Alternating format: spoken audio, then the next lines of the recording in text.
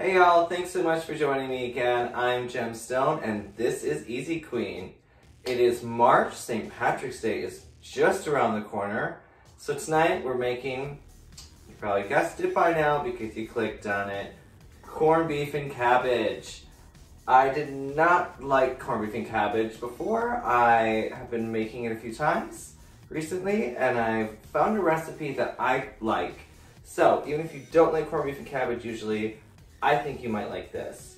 Tonight I'm going to show you how to make it in the crock pot as well as the instant pot because of course, I'm not just a one-trick pony, I do know how to use other things. But it's going to be so much quicker in the instant pot. You'll see, you make up your mind as how you want to make it. It's all up to you, baby. But what you're going to need is you want some carrots, some onion, some potatoes. A lot of people like red potatoes for this. I just had regular potatoes in the house. That's what I used. I peeled them, I cut them up. I left everything in kind of big chunks. I'm not going to cut stuff up really small for this. We want it to be bigger. It's going to cook for quite a while, so we don't want to be too small and then turn it to mush. We've also got a head of cabbage that I just cut into 4. We've got, of course, our corned beef. I cut off some of the fat. It was quite fatty on the end, so I cut some of that off. You can leave that on, obviously, up to you. Obviously, our little packet of seasoning that comes with it, as well as I'm going to be using some apple cider vinegar, some sugar, and then some seasonings. So, let's get to it. All right, I'm going to start by pouring a little bit of water in first, just to get us going, and then I'm going to go ahead and put in our meat. This is a pretty big chunk. If it was any bigger, I would have cut it in half and then, stacked it, but this is going to fit just right. Now I'm going to go ahead and put all of my veggies in. And so I just kind of put these onions in 4. I kept everything really big. Just going to put it all right in the top. Hopefully it won't lose as much as I did there. All right, now I'm going to go ahead and sprinkle in. This is 2 tablespoons. I just put it in one of these. It's be easier. 2 tablespoons of sugar, and then 2 tablespoons of the vinegar. We're gonna go ahead and put in that spice pack that they give you. And then we're gonna give it a good, healthy shake of our seasonings.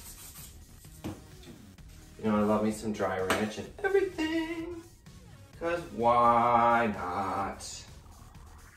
All right, potatoes back in there. Okay, now we're gonna add a little bit more water there. And that's it. We're gonna seal it.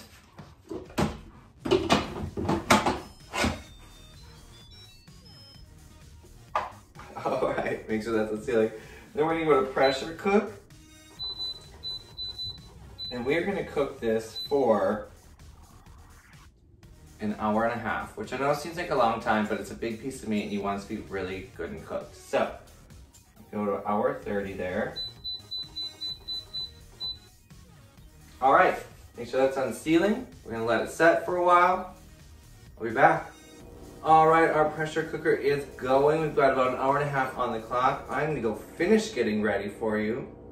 Yeah, I got more. There's more to come, all right? But if you wanna see more of my transformation, follow me on TikTok.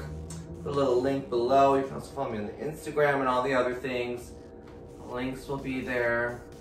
Otherwise, I'll see you in a second for the end of this. And we're back. From posh to ginger, just like that.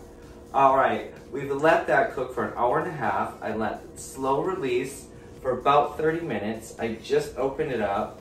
During that hour and a half, I had a salad. I watched some Downton Abbey. I had some wine. Put some more makeup on, obviously. Chilling with ginger here. All right, let's get to it. Now, at this point, we're going to add in our cabbage. Like I said before, I just cut it into like 4.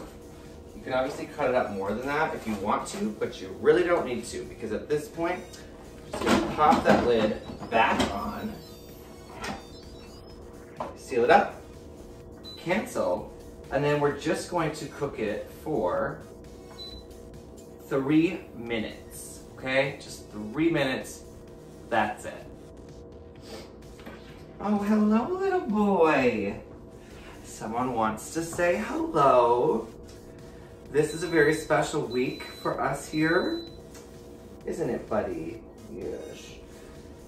I have had Nacho for a year this week. He came into my life a year ago as a little stray that I temporarily took in, and now I just can't imagine my life without him. And for those of you who are wondering why he always looks kind of cheech, he has a respiratory issue and he takes medicine every day, and so that it helps with that. But yes, he always looks a little cheech like that. But yes, happy 1 year to my little baby Nacho. Mwah. My little star. My little star.